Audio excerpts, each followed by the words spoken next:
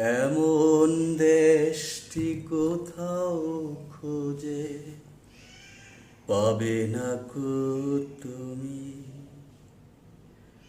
সকল দেশের রানী সেজে আমার জন্মভূমি। এমন একটা দেশে জন্মগ্রহণ করলাম যে দেশে সেবা করার জন্য রাস্তা অবরোধ হয়, গাড়ি ভাঙচুর হয়, শুধু সেবা করার জন্য। এই সেবা করার জন্যই একদল আরেক দলের সাথে সেই লেভেলের মারামারি। সেবা করার জন্য একে অপরকে হত্যা পর্যন্ত করে। সেবা করার জন্যই গাড়ি ভাঙচুর, অগ্নিসংযোগ, শুধু সেবা করার জন্য। পৃথিবীতে এটা একটা বিরল ইতিহাস বা বিরল দৃশ্য। মনে হয় এমন দৃশ্য আর কোথাও পাওয়া যাবে না, যে মানুষ মানুষকে সেবা করার জন্য এত উদ্গ্রীব। সেবা করার মানুষের অভাব নাই।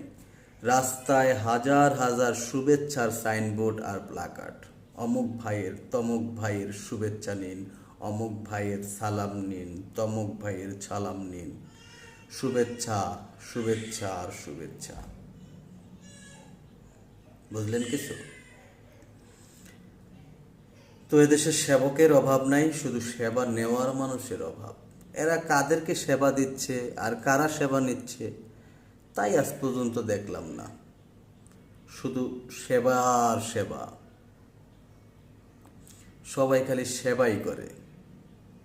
ব্যবসায়ীরা ব্যবসা দেয় সেবা করার উদ্দেশ্যে, ঠিক আছে? পরে ওজনে কম দেয়, মালে ভেজাল করে। ডাক্তাররা ডাক্তারি শিখে সেবা করার উদ্দেশ্যে, পরবর্তীতে সেটা আর বলা লাগবে? পরবর্তীতে কি করে?